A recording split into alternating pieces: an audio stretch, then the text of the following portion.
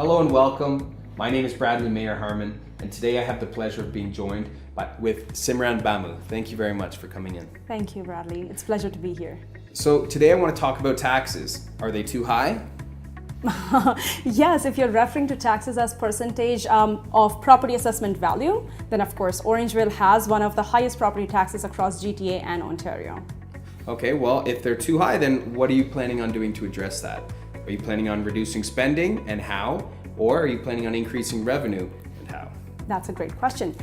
So the reason for our higher taxes is primarily because our source for tax revenue is just residential properties. So what I would do differently is focus more on making sure our businesses are successful. The more money they make, the more money it is for us, and there is less burden on taxpayers, on residents.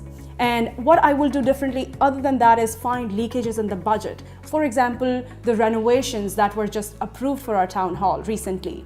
Last year, the budget was set for a different amount, and this year we passed that budget. So we need to prioritize our capital infrastructure renovations as well.